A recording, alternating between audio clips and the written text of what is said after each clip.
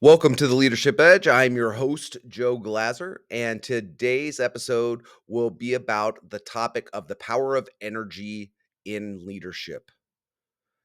This is one of my favorite topics, and as I dove into this about 7 years ago, it really changed a lot of the way I led. And it also really changed a lot of the way I conducted relationships within my marriage, with my wife, with my children, with my friends, and it has done nothing but elevate different areas of my life.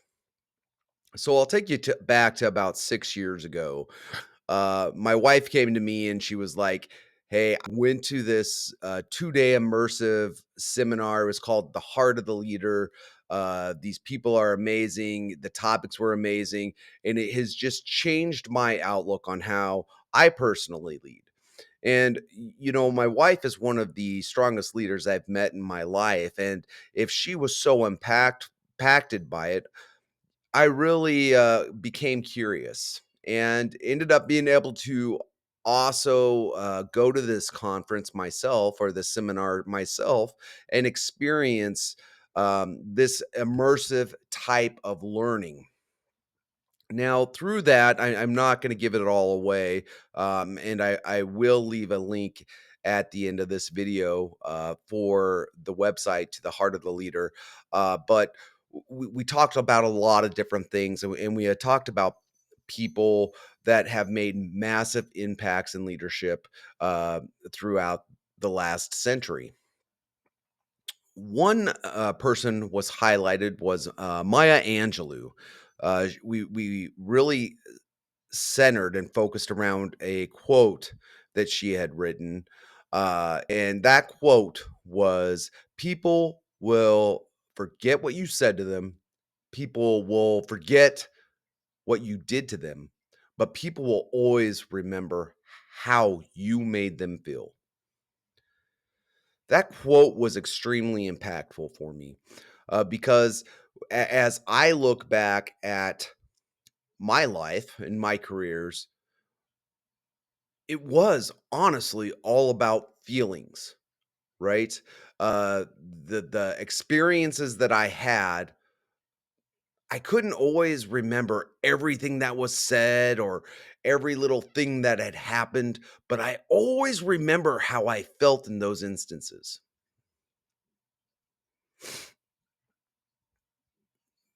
As I went through this, that was the moment I personally realized that I had just been managing. I had not been leading. And my focus had been on tasks and not my people. And my energy or lack of it was shaping my team's engagement, motivation, and even overall success. There was no consistency, there was no long term foundation built. People weren't bought in. I had to make a change myself.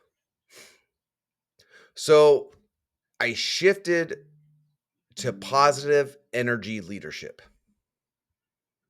I made a commitment that I would lead my team with energy, positivity, and belief.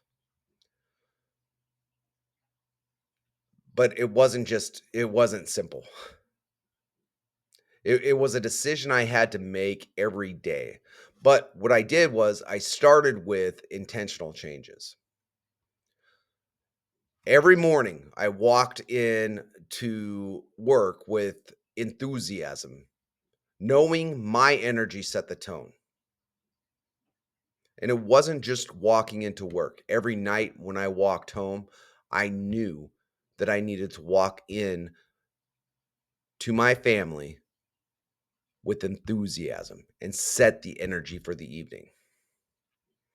Every day, I prioritize celebrating wins, no matter how big or small. A win is a win. I encouraged my team to take risks, embrace failure as a learning opportunity. I empowered my people instead of controlling every decision. And most importantly, I made sure everyone felt valued, heard, and inspired. And as I practiced consistency around these things, this is what happened. My team transformed. Employees who once just clocked in became engaged contributors. Chalk talks, huddles turned into moments of inspiration, not just checklists. Our productivity soared, not because there was a pressure to perform, but because people felt driven by purpose. It was amazing. Now, energy has a ripple effect.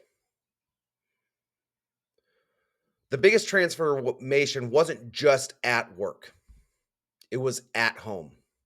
My wife, Sarah, noticed it first. The stress, the exhaustion, the frustration used to follow me home all the time.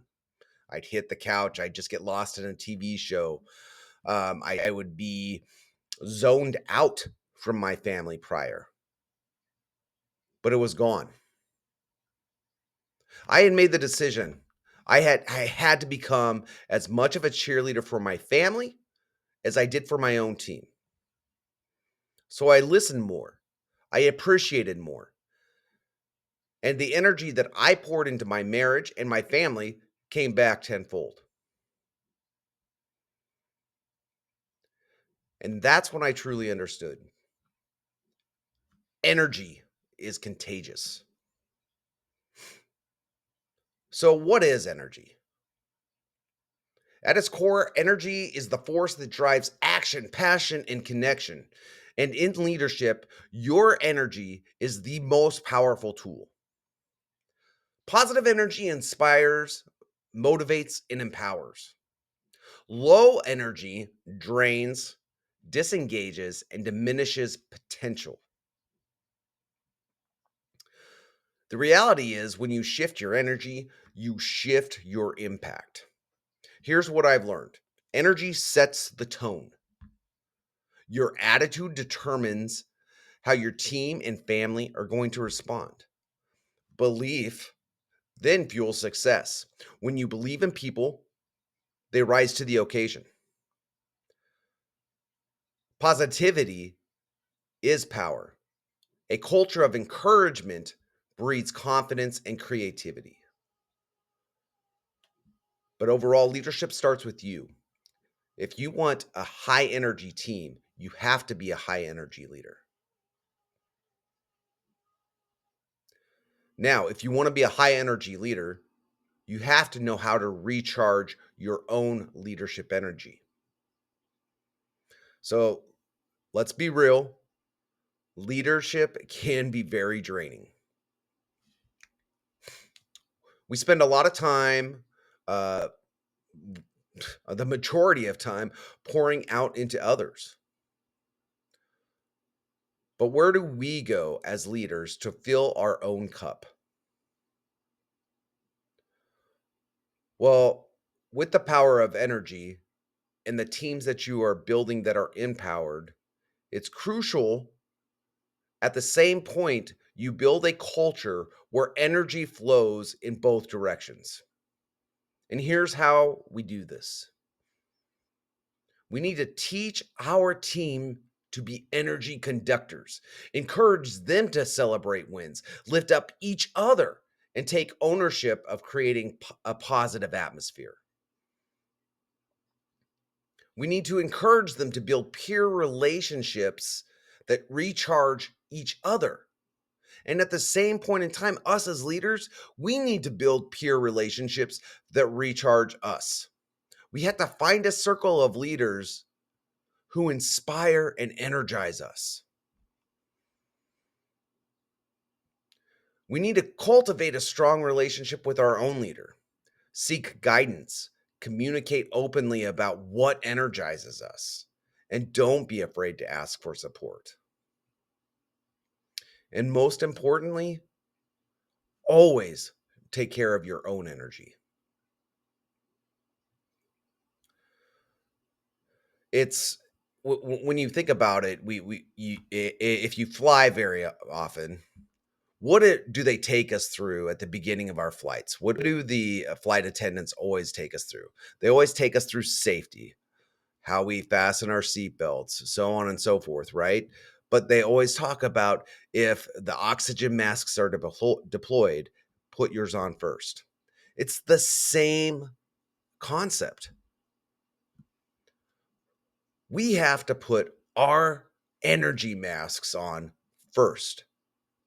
Because if we don't, we will have nothing left to give our teams.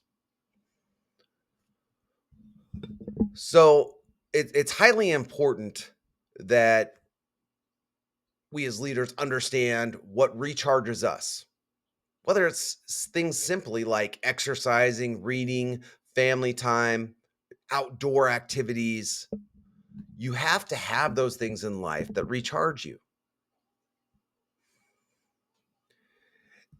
And you have to make sure at the same point in time that you prioritize and schedule those personal recharge moments in life. Now, as you do that, and as you prioritize, you have to set up boundaries. You have to set up those boundaries to protect your own energy. Maya Angelou's words continue to guide me. People will always remember how you made them feel. So I ask, what kind of leader do you want to be? Will you be the leader that uplifts, inspires, and ignites potential? Or will you let low energy hold you and your team back? I made that choice, and I have to make that choice every day. It changed my leadership, it changed my life forever. And at times when I find myself in stagnation, I have to check, have I filled my energy cup so I am dispersing the energy my team and my family deserve? This subject seems so simple, but it is so grand, and it has the potential to be extremely impactful. Thank you for joining me on this short episode today. I really hope it resonated with all of you that are listening. Please share with someone who needs a little bit of an energy boost. And if you haven't already, please subscribe for more insights on leading with impact. Until next time, lead with energy and go make a difference.